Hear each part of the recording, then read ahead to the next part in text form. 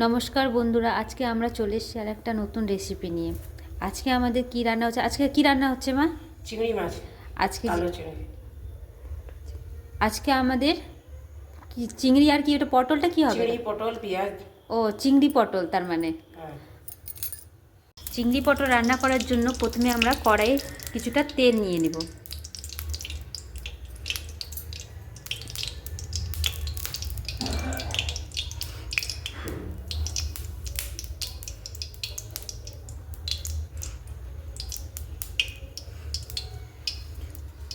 তার মধ্যে আমরা 1 চিমটে মতো মেথি দিয়ে দেব।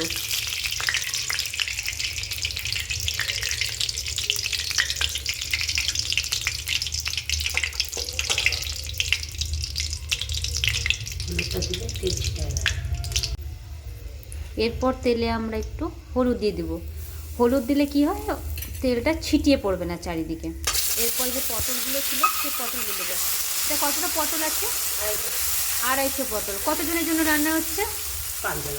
5 জন। আর মানে 250 পটলে 5 জন খাওয়া যাবে। এরপর আমরা এতে স্বাদ মতো লবণ দিয়ে দেবো।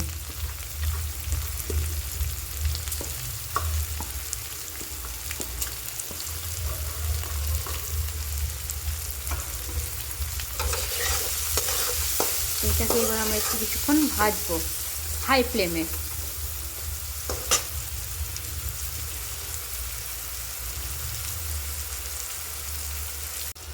পটলটা একটু ভাজা ভাজা হয়ে গেছে। এরপরে আমরা এর মধ্যে পেঁয়াজ দিয়ে দেব। পেঁয়াজটা কতটা আছে? 250 পেঁয়াজ, মানে 250 পটলে 250 পেঁয়াজ।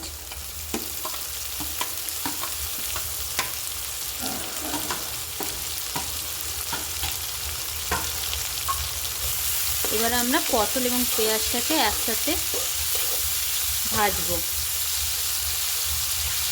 ফ্লেমটা কিন্তু হাই থাকবে।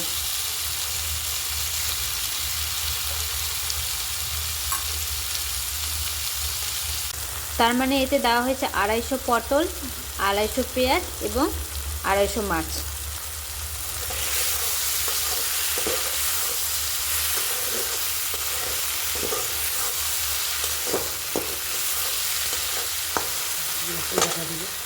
এবার এর মধ্যে আমরা রসুন বাটা দিয়ে দেব।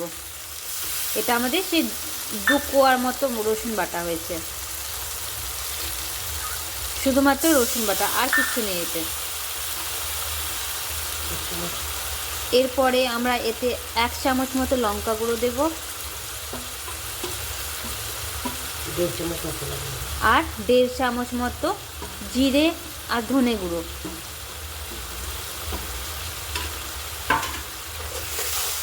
এবার এটাকে ভালো করে আমরা ভেজে নেব যতক্ষণ না মশলাগুলো ঠিকঠাকভাবে কষা হয়ে যায়।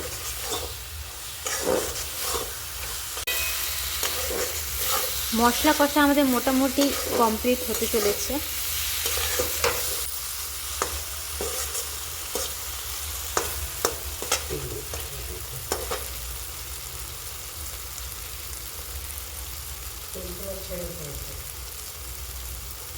দেখুন কষা হয়ে গেছে, তার জন্য কড়াইয়ের সাইডগুলোতে তেল ছেড়ে দিচ্ছে মশলা থেকে। এর থেকেই বুঝতে হবে আমাদের মশলা কষা হয়ে এসেছে।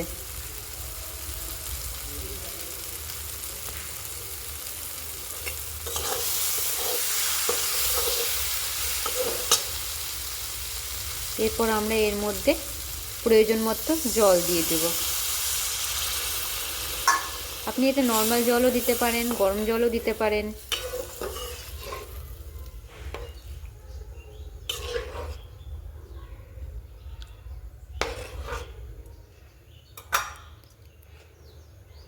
এবার আমরা এটাকে কিছুক্ষণ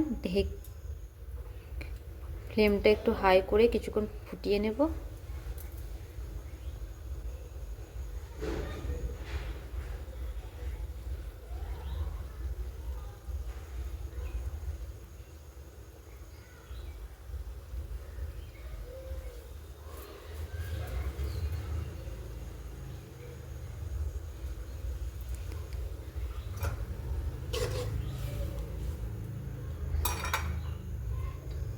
তেলগুলো কত ছেড়ে দিয়েছে দেখো। দেখেন পুরো তেলটাই কিন্তু ছেড়ে দিয়েছে।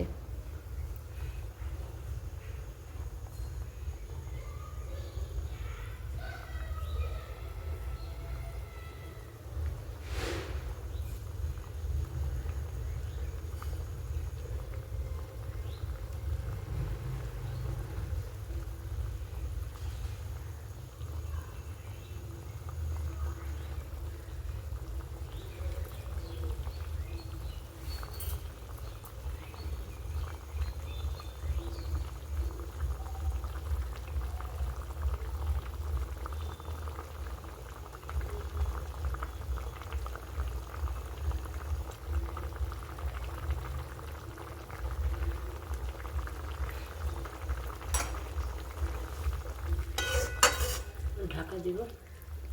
একবার ফুটতে লাগলেই তারপর আমরা ঢাকা দিয়ে ফ্লেমটাকে মিডিয়াম করে কিছুক্ষণ ফুটিয়ে নেব। বন্ধুরা দেখো আমাদের 5 মিনিট হয়ে গেছে ফোটানো। এবার আমরা দেখব এবার